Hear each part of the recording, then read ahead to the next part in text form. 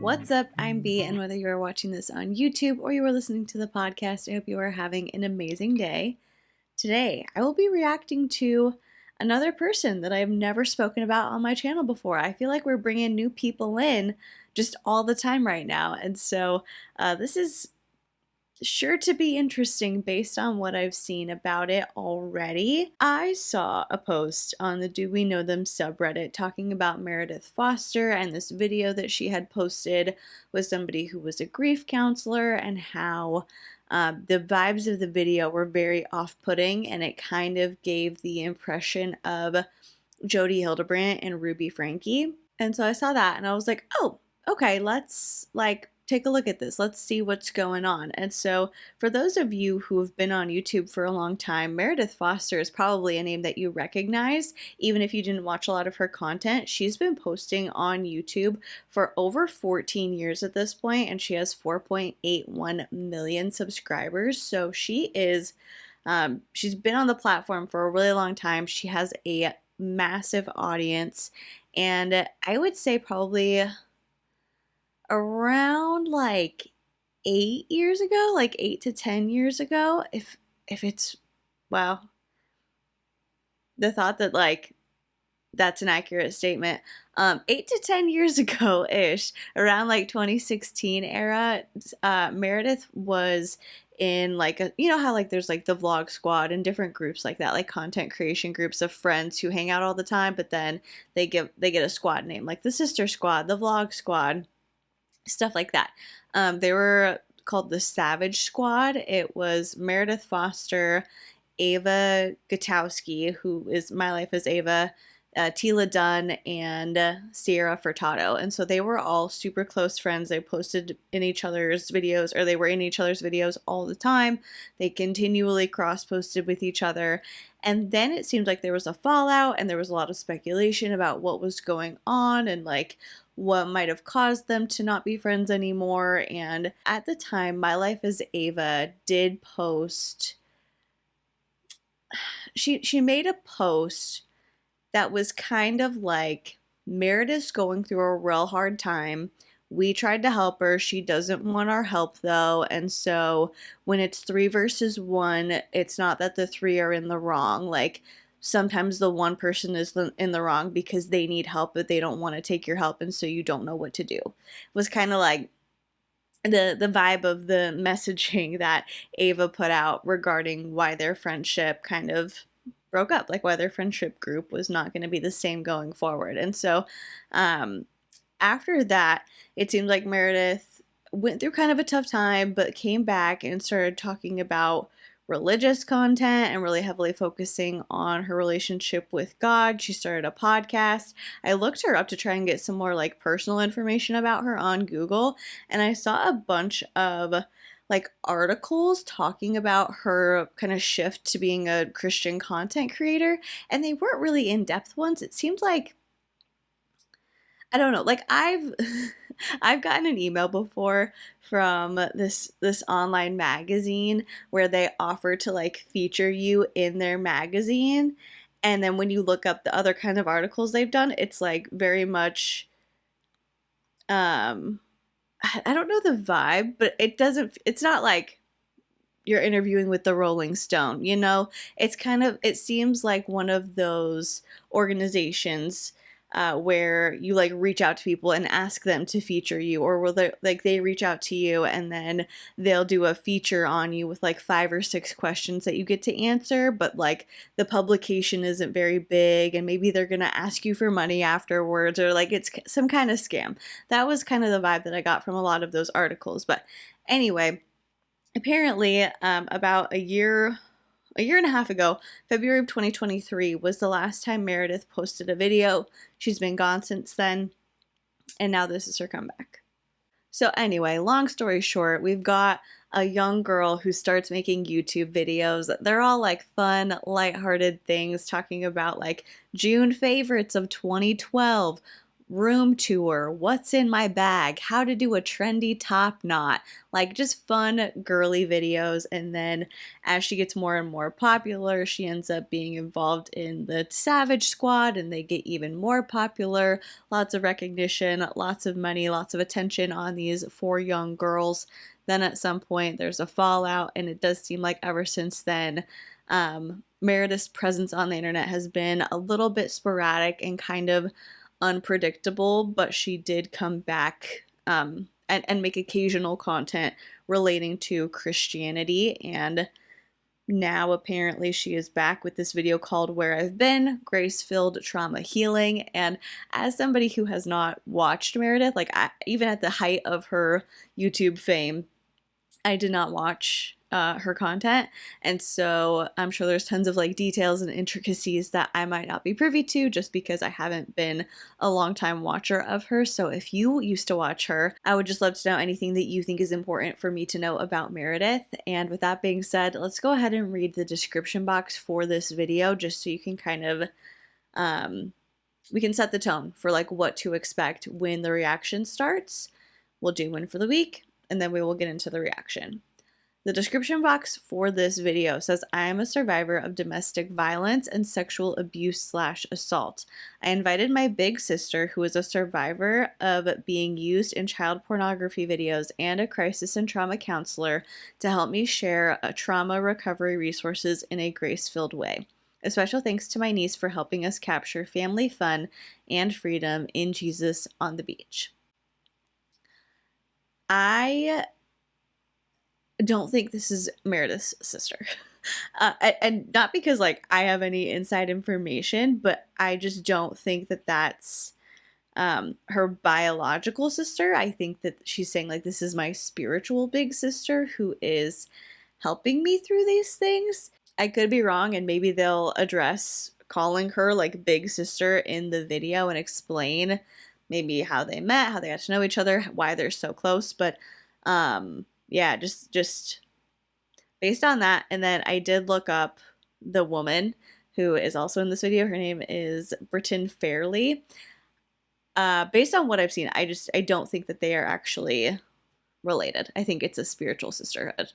And speaking of Britton Fairley, the other woman in this video, she does have a website for her services that is now private.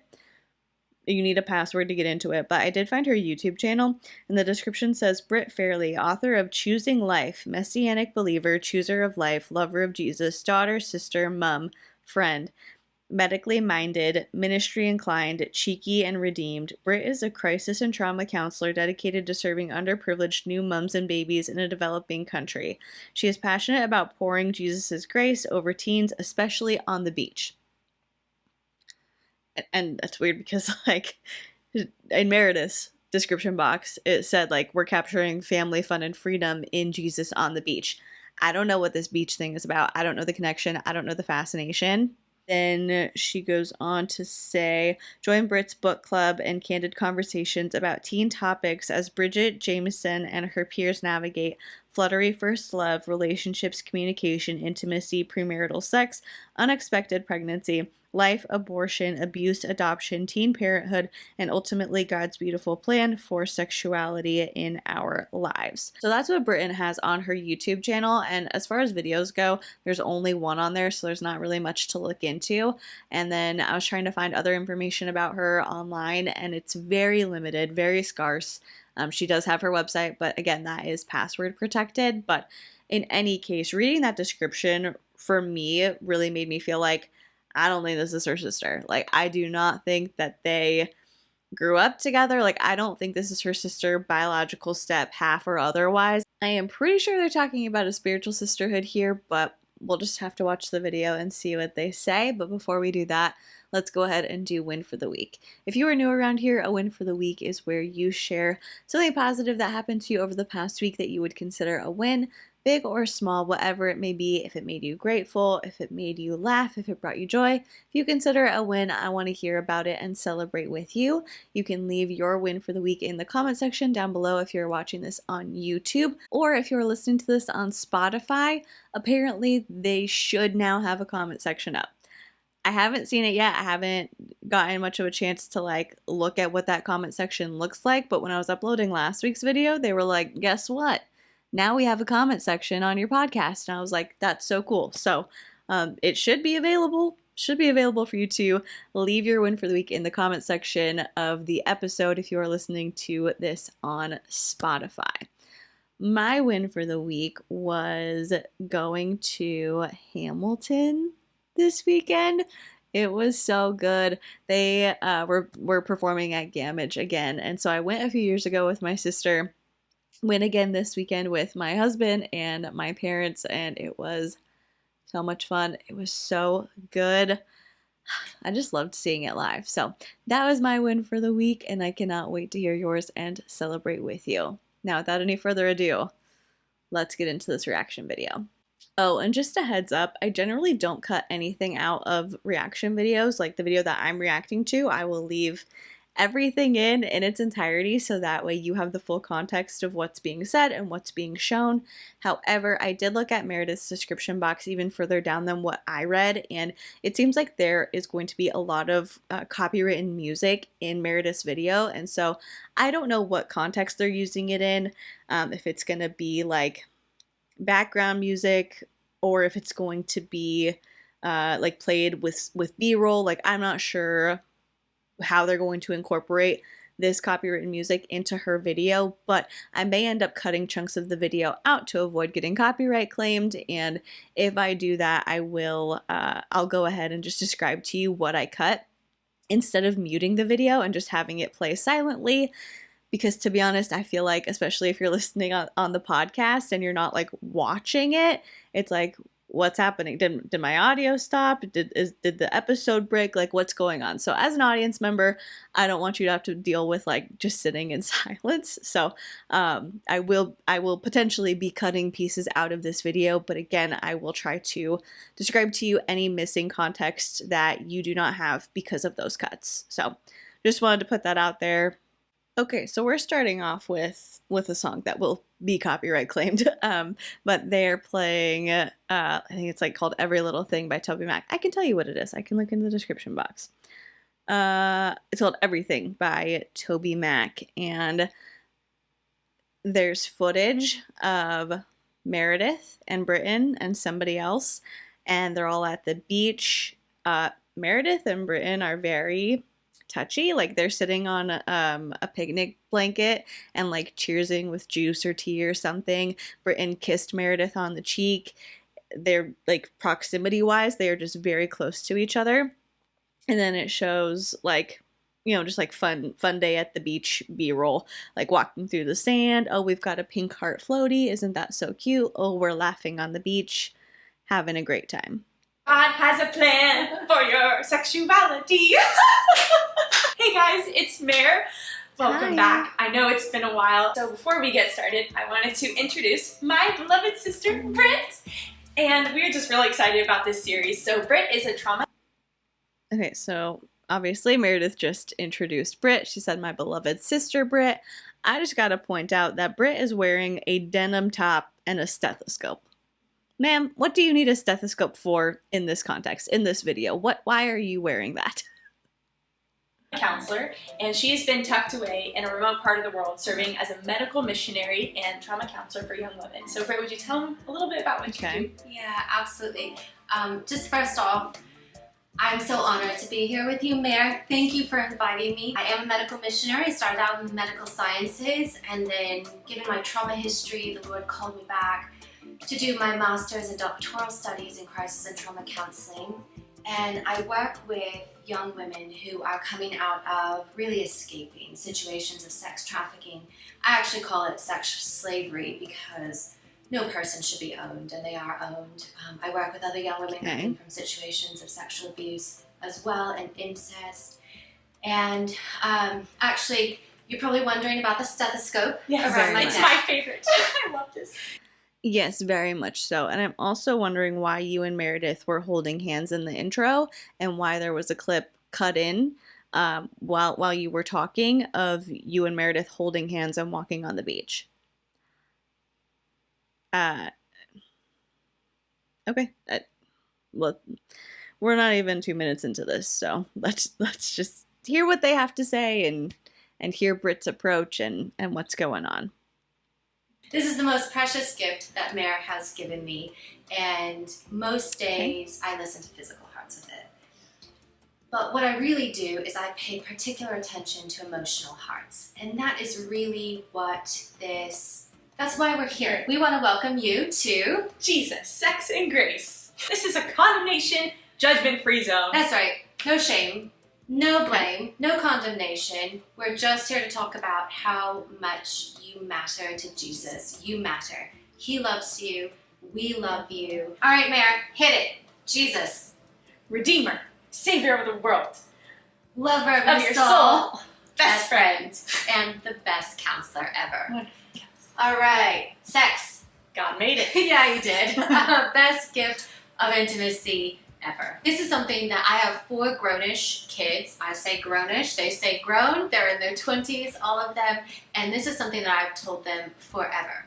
God gave 1 chapter of the Bible to the creation of literally everything.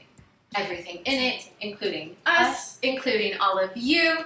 But he gave a whole book of the Bible to sex. And not just sex. Like, seriously. It's all about how to pleasure your wife. This is some steamy stuff, people. Literally. Your Bibles look a little bit red hot army. Red hot army. A little more juicy now. Definitely read it. Grace. Okay. Grace is A lot of thoughts flooding into my mind initially, but I love that it's like a shame and judgment free zone. No shame, no guilt. That's great. Love that. Love that we're talking about sex in a religious context and we're not going to bring shame or condemnation into it. That's a positive, mark on the video. Then you've got them talking about an entire book of the Bible that is dedicated to sex. As they say, they're talking about Song of Songs or Song of Solomon. You can use either of those names interchangeably, but basically that entire book it's about a courtship and about like yearning to be with somebody that you are courting. It's widely considered to be a very romantic book of the Bible. I've never been that into it just because it's like, okay, this is about like wanting to be with somebody and that's great. Your eyes are like doves, your hair is like a flock of goats. Congratulations, I'm glad y'all are in love. But they're into it. So Meredith and Britt very into Song of Solomon, and now Meredith is holding up a piece of poster board, and let's hear what they have to say about that.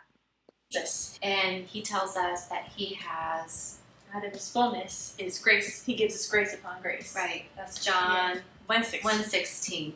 And so actually in Hebrew, hesed means, it's an amazingly rich word actually, and it means God's unmerited favor upon us, his undeserved blessing, his lavish loving kindness, mercy, and compassion. And that's what we really want to say to you, is that Jesus loves you. You matter. He wants. Okay, so it looks like that poster board is like a teaching tool that Meredith maybe used. She has a few of them with different terms and explanations on them. To what were we just talking about? That love, Jesus' love is literally an open door. Oh to yeah, wholeness. love is an open door. Exactly. To wholeness, healing, health, recovery. Another interesting thing I'm noticing is that Britt is saying certain things that are probably commonly repeated mantras or phrases within her counseling treatment, because as she's speaking, Meredith is like mouthing the ending to some of her sentences, or Meredith is like kind of, Britt is teeing Meredith up to finish, and Jesus is, and then Meredith hits it. So it's like, this is not just kind of a genuine, authentic conversation. It's like, these are sentences we have said over and over and over again that are now in your brain. And we're here to pour grace on you as we talk about all these topics. We're going to be talking about healthy sexuality, dating, relationships, Christ-centered relationships, sexual trauma recovery, and reproductive health. We're really excited for you to join us. Yes. Okay, so the title card just said, "Where have I been? What have I been doing?" And Meredith and Britt are no longer sitting on the couch. Looks like they're sitting on the floor, but they are, again, proximity-wise, just sitting super close to each other. I wanted to thank you guys for reaching out over these last few years and sending such kind and thoughtful messages and really lifting me up in prayer. It's meant a lot to me, actually. And a lot of you have asked Mare where she's been and what she's been doing. And that's actually why we're here today, is to talk about it. Yeah, so off camera, a lot has, happened in my life that has never been seen or shared about. But these last few years, I've been really taking time to heal and recover from domestic abuse and sexual abuse and the trauma that comes with that. And Britt has been there with me on the journey. That's why we're here today, to shine light on those topics and really break the silence about it. Yeah, I mean, Okay. I think you're spectacularly brave, Mare. You're such a beautiful survivor, a beautiful thriver, a more than conqueror in Christ. And right, breaking the silence, that is so hard. And Mare has such a heart. She wants to lead They're cut. First of all, I am so sorry that Meredith had to go through that and that she experienced those things. I hope that she is healing well and that she is doing better. Like that does break my heart to hear about anybody having to go through stuff like that. But I'm very concerned at the clips that they are inserting, that, Meredith and whoever's editing this video are inserting into it, of Britt with her arms around Meredith and Meredith like leaning into her and them just sitting that way, or them standing in the middle of a room hugging and swaying back and forth. If this is somebody who is like a trauma counselor treating you as a patient, this feels very boundary crossing to me. This does not feel professional. This feels like we're blurring a line between a personal relationship and a professional relationship. And to be honest, somebody who's experienced like domestic violence or sexual abuse, I think that we all need boundaries. Like, we would all benefit from having boundaries, but I think somebody who's been in that situation would benefit heavily from learning about healthy boundaries and setting up, like, now that I'm out of that dangerous situation, I can control my body, I can control who has access to it, and it's important for me to understand and to establish and to have healthy boundaries respected and intact. And so maybe this is what that looks like for Meredith. Maybe she is very happy with the touchy-feeliness of this relationship, but to me, it's like, somebody can't be your big sister and a trauma counselor for you. Those two relationships, that should not exist within the same person, because again, you're blurring boundaries and the lines of what may or may not be healthy in a recovery setting. And of course, if you have like a sister figure or somebody that you're really close to who you speak to about traumatic things that have happened, and they kind of like provide that emotional support for you, or they're a sounding board, they help you kind of like work through things, and you guys have like a really close relationship where you are huggy, cuddly, touchy-feely, just because like that's the dynamic of your relationship, that's one thing. But to say that this person is like a trauma counselor who is treating you, that adds a different layer to it. That's like, okay, do we have like a board of ethics that we're responsible for like following any sort of like rules or regulations that they put out? Do we have a license? I understand that she went to medical school, but like, what exactly are the credentials here, and what organization or board are you being held accountable to if you're this close with everybody that you are counseling? It's just, the vibes are very off-putting to me. And I don't want to come on here and seem like immediately super judgy and like, this is weird, the vibes are off. But I mean, somebody posted it on the Do We Know Them subreddit for a reason. Like, they obviously felt like something was not quite right here either. And I would say they probably got a lot of feedback that's similar to the feedback that I'm giving because the comments are turned off on this video. And like I said, Britt's website is now password protected. For any of you who are suffering, and we're not keeping up appearances anymore, right?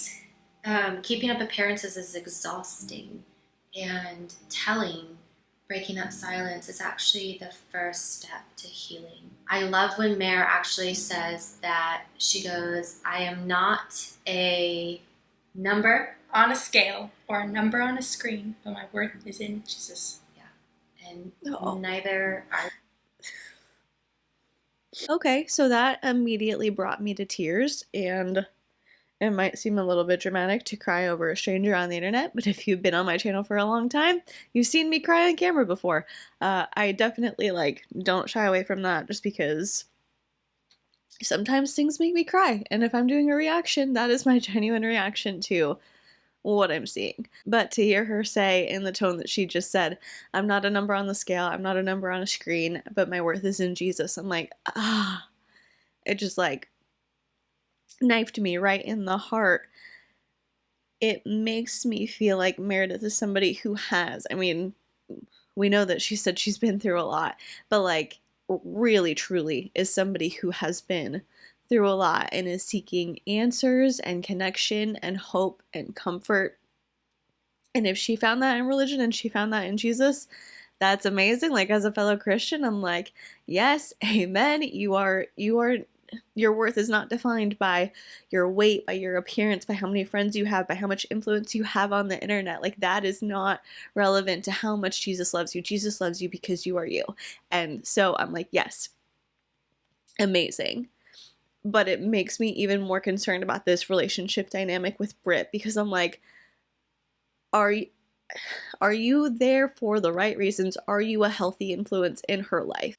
And it's really interesting because from everything I could find, Meredith is 28. I think she's turning 29 this year, but she seems a lot younger than that to me. She seems like somebody who is just very, I don't know, youthful and innocent and seeking somebody who's going to help provide answers and comfort. And she's apparently found that in Christianity, but also in this relationship with Britt or Britain. And I'm wondering if she's clinging to it in an unhealthy way because of what she's been through. And I don't mean to be the person who gets on the internet and makes all of these wildly personal speculations about somebody else's life and what they've been through, but just in reacting to what is in front of me and what I just saw, that's how I feel. Your worth is in Christ. Mare, I was wondering, with all the education and learning that you've been doing about trauma, if you would speak to the negative impact that abuse has on our self-worth and internal dialogue. Yes. When children are respected and nurtured growing up, they learn that they have value. They have a foundation of emotional safety where they develop confidence in themselves and learn that they are capable. They feel good about themselves and who they are becoming. But abuse disrupts the development of a positive internal dialogue in their self-image and worth. So a lot of negative self-talk. And when children... They just put a screen up that says impacts of abuse include negative self-talk, self-hatred, feeling like a burden, feeling worthless. Children and teens are abused. Their boundaries, their right to say no, and their sense of control are violated on a personal level, and they feel very powerless. Yeah.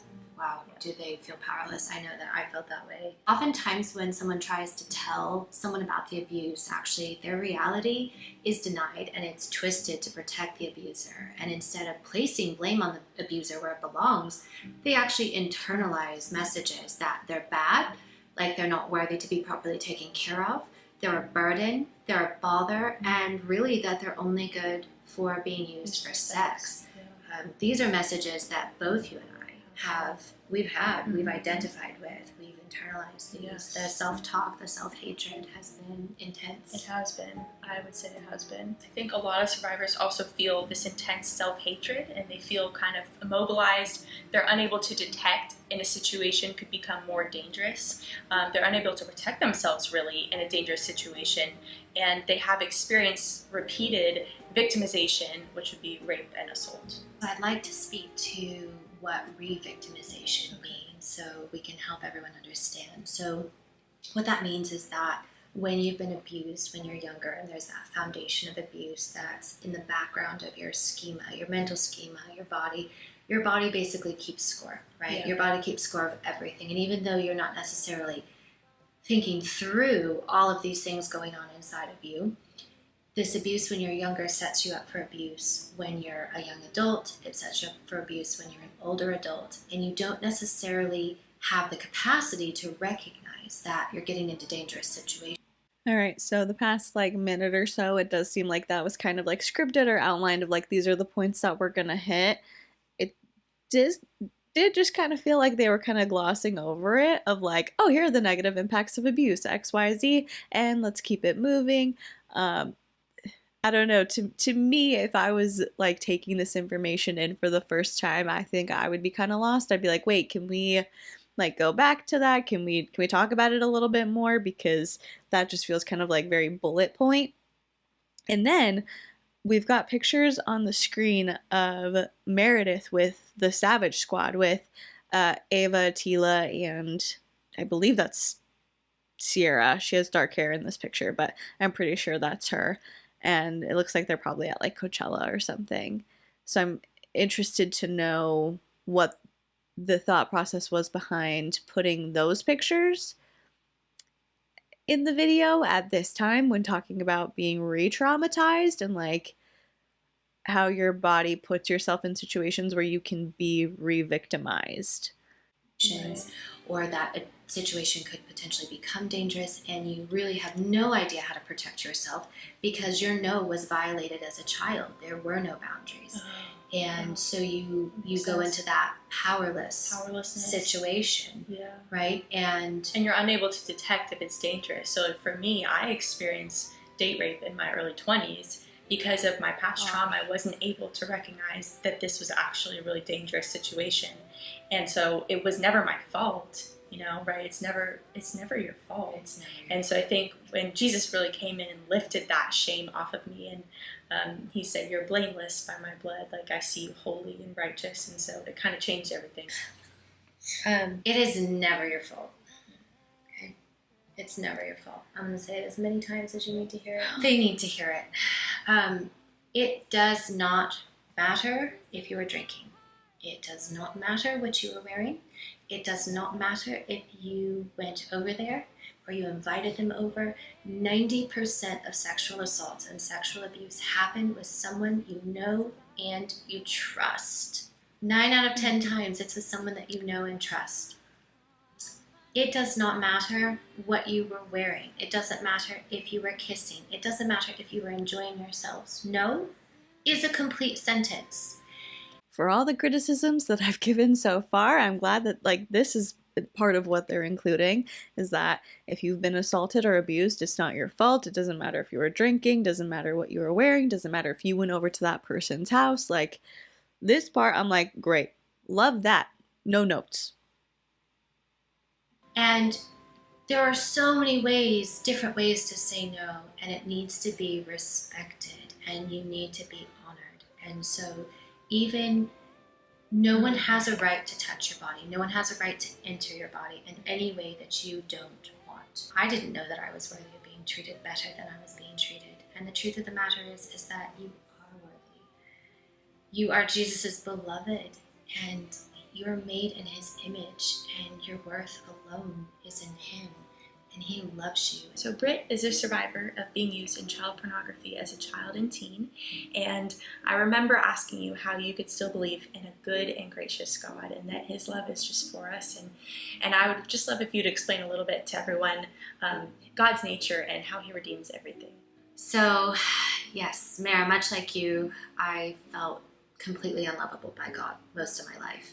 And untouchable even. And I felt like I needed to run away and hide. I carried this relentless, overwhelming shame for something that should have not been mine to carry, right? And people were essentially telling me that God had allowed these things to happen to me, which is mind-blowingly painful, right? And that just makes you want to run away from God even more.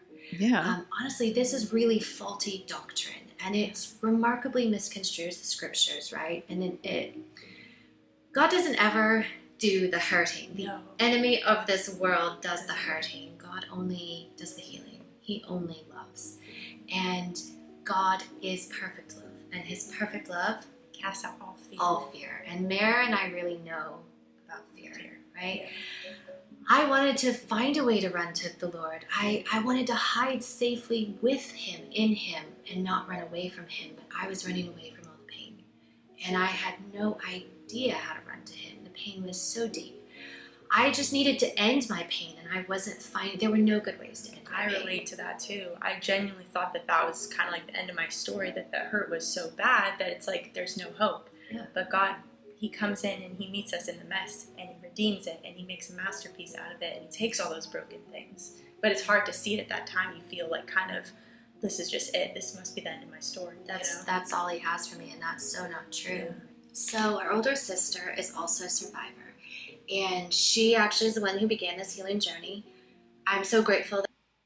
So there's 2 photos up on the screen of Meredith and someone named Ella, who Britt just referred to as their oldest sister. Again, having like pretty sincere doubts about actual relation here. I don't know. It's hard because they were just talking about something like so serious and sincere, and I do think that that's super important, and that messaging of like I was told that like I did something wrong and so God let this happen to me, or like I was disobeying God and so this bad thing happened to me, and it really like screwed up how I viewed my relationship with the Lord and my view on Christianity. But then I realized like they're wrong. God didn't do this to me because he was mad at me. I can turn to God for comfort and for healing. And I think especially if you grow up in like a Christian circle or a Christian space, hearing somebody say like, this didn't happen because God is mad at you is super powerful. Like that is a really, really important message for people to be able to hear. But then we go from that to like our oldest sister did this. And I'm like, is this like some kind of Christian sorority? Like, is she your big?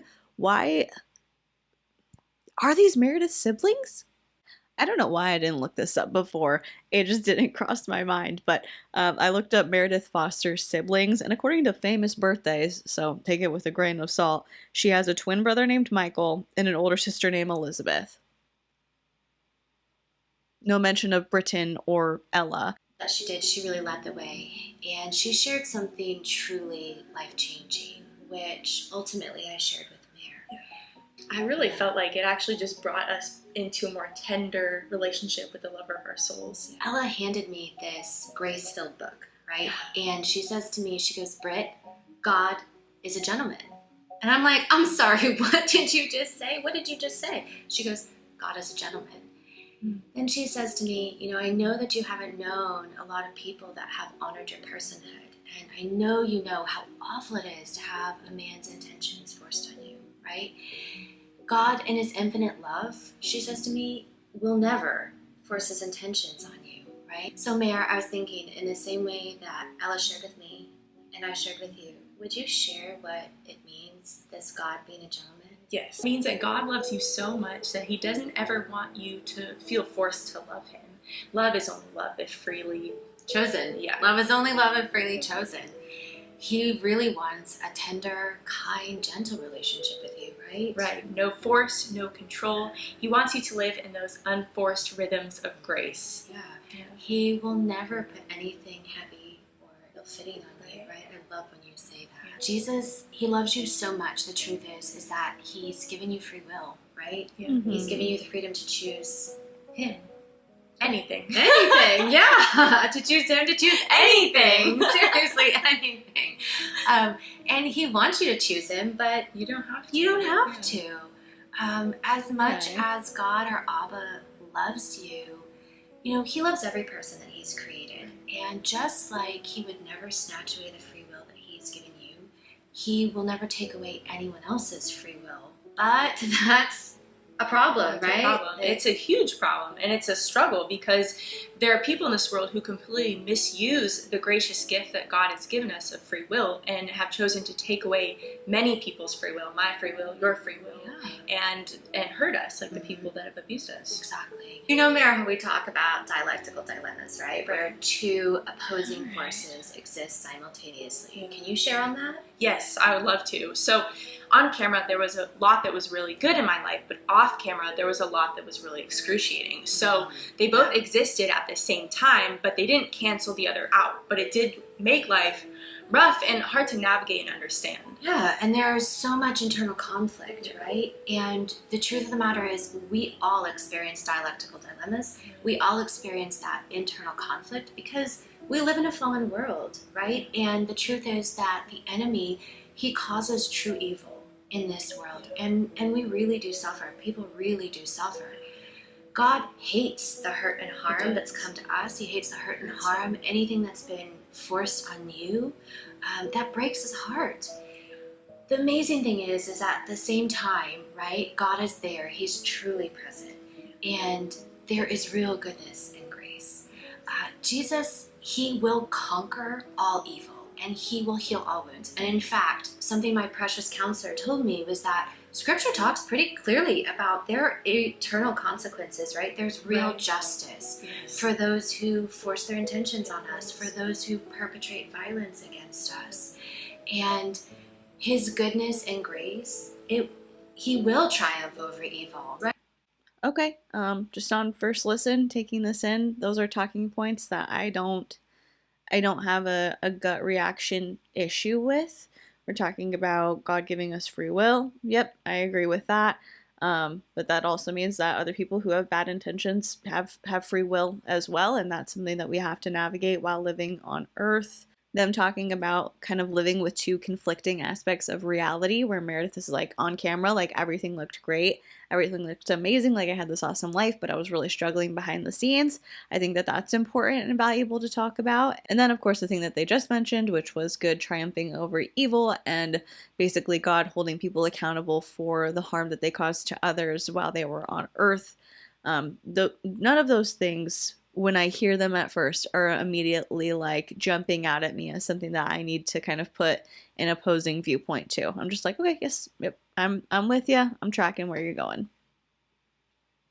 Right? He is the Prince of Peace. That's who Jesus is. And he calms the raging storm. Are you past the point of weary? So they put up a screen that says there is hope and here are resources. For any of you that have gone through this, we actually want to share some resources with you, and we want to equip you today. That's what this is all about, right? Breaking the silence, healing. Mara and I were talking about how the first step of healing is breaking the silence to yourself, right?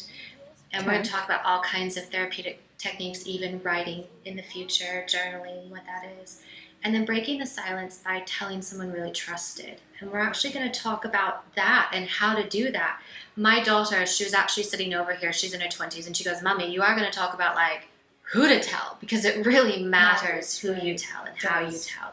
You need people who are equipped and understand. Sure, yes. And recovery actually improves when you have someone that responds Graciously. Yes. With compassion and doesn't deny what you've gone through. Exactly. Look at you. Look at what you've learned. The books. Yeah, The books. absolutely. So one book that we want to share with you, you're really the better person. This is the Courage to Heal book. And this is a guide for women survivors of child sexual abuse. And I would say that guys can actually look at this book as well. The information in this is profoundly beautiful. They're not actually counselors. One of them is a survivor, another one is a writer. And they created workshops for women. And it had nothing to do with sexual abuse when they started out. Women started showing up, and what they were writing about was their experiences.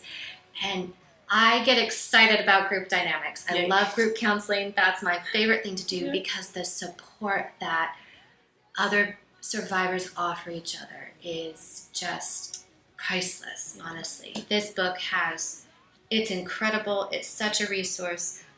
It's probably my 20th time reading through. Mara and I bring it to the beach.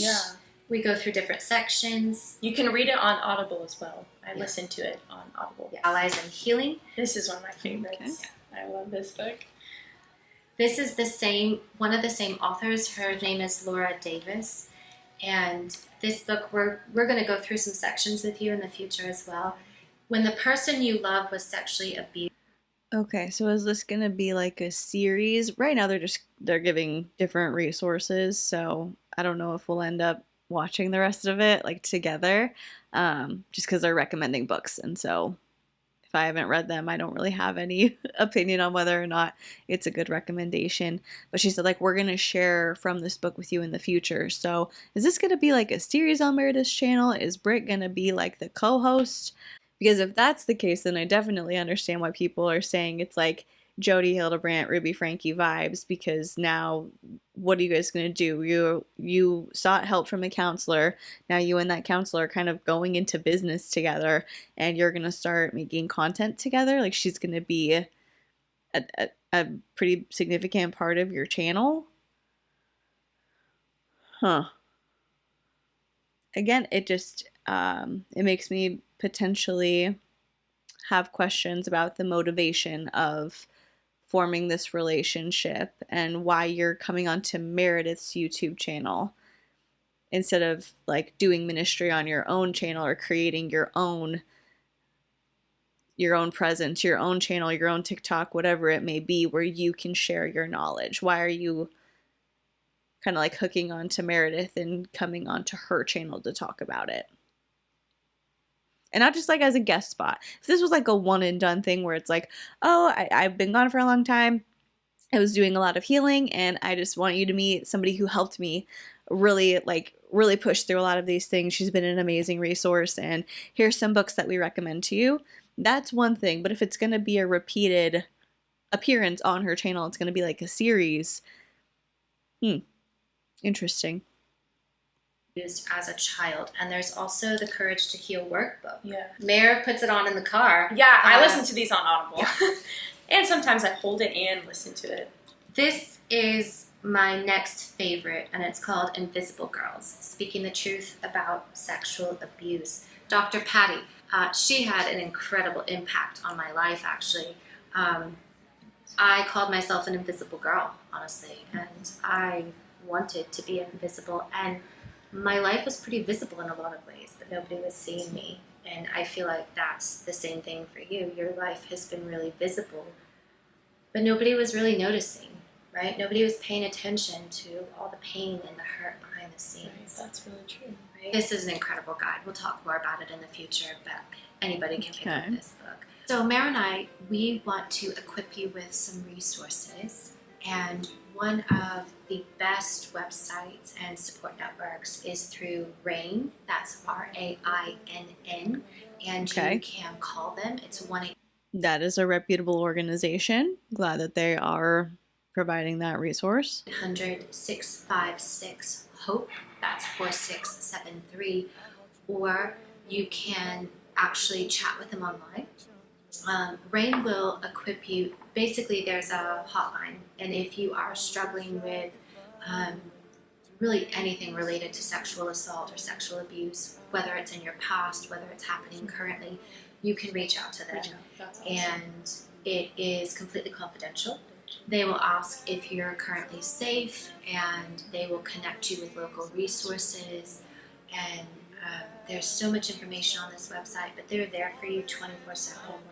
Another wonderful resource is Britt's website. So it's just britandfairly.com. I'll have all the links to the resources in the description box, but definitely go check out her website. Yeah, there's a lot of trauma support on Trauma there. support.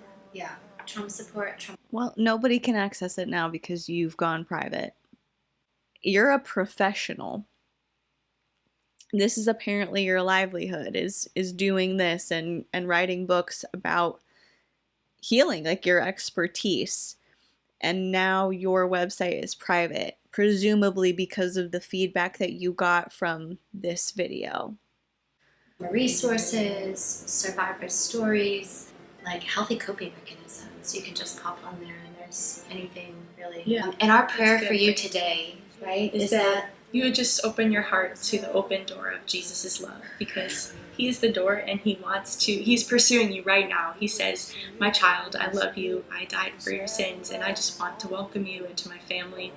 And yeah. He sees you. He you. loves you. He wants you. Yeah, that's good. Fair. You're valuable.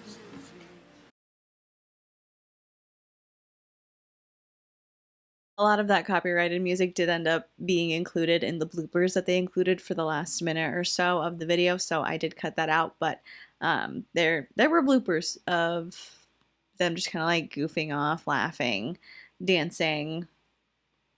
Again, at the end, just hugging in a way that was very intimate, and as a viewer, makes me a little bit uncomfortable, but overall, I feel awful. Like, I feel bad that they've both been through horrific, traumatic things, and I hope that they're both okay. I just wish healing and health and safety and happiness and security for the two of them.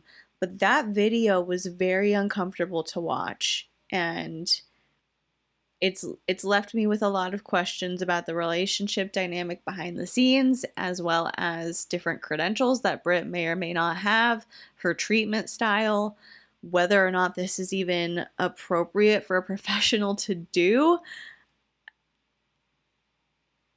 It leaves me feeling incredibly uneasy. And so that's where we're at. I would love to hear any thoughts that you have in the comment section down below if you're watching this on YouTube, or in the comment section that you can now use if you are listening to the podcast on Spotify.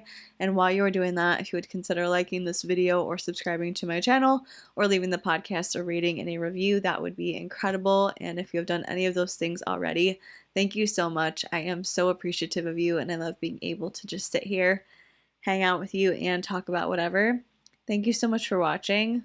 Please be kind to people, and I will see you in the next one. Bye.